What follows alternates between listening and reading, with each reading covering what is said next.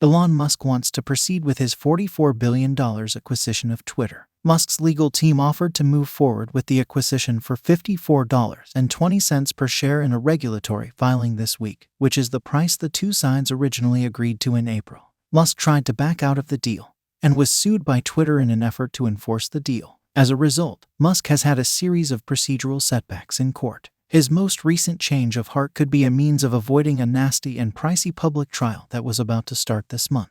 Earlier on Tuesday, Musk secretly submitted a letter to the Delaware Chancery Court requesting that the original terms of the transaction be followed. The U-turn occurs only days before Musk was due to be questioned by Twitter's attorneys as part of the company's lawsuit attempting to compel the Tesla CEO to acquire the business. Musk's letter, which stated that he, the social network, and Musk's holding entities established to assist the merger plan to proceed to close of the transaction, was posted by Twitter in its securities filing. The letter was written on April 25, 2022. In the letter, Musk made a commitment to carry out the original plan as long as he obtained the funding he had initially secured and as long as Twitter's case against him was postponed in court. The CEO of Tesla refused to accept responsibility. Twitter, in a carefully worded statement, said, "We received the letter from the Musk parties which they have filed with the SEC. The intention of the company is to close the transaction at $54.20 per share. It didn't offer any other information. Since Musk broke the contract, that is what Twitter has been stating." Twitter claimed in its lawsuit that Musk's alleged worry over fake accounts was only a cover for pulling out of the agreement when the stock market began to tank. According to text messages made public last week as part of Twitter's lawsuit, Musk had in fact voiced worry over the issue long before pulling out of the agreement.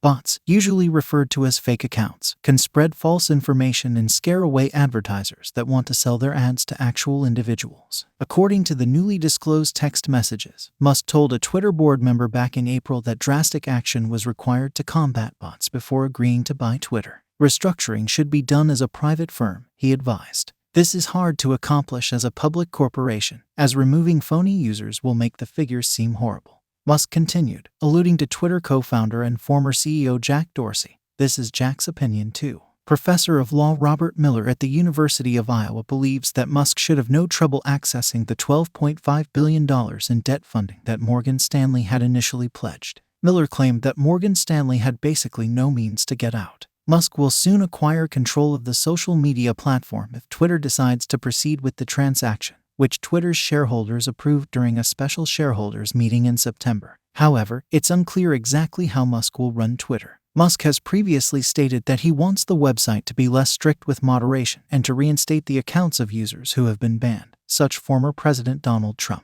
In order to cope with bots, he reportedly pondered abandoning the advertising business and becoming private. However, reducing moderation could have negative effects on Twitter. If the service is overwhelmed by unpleasant content, users may stop using it. In contrast, advertisers can decide not to purchase advertising on the platform for fear that their goods will be displayed next to false or misleading information. Along with its competitors in social media, Twitter's business has recently deteriorated. The company underperformed in the second quarter in terms of revenue and earnings per share, which it attributed to both macroeconomic factors and Musk's decision to back out of the agreement.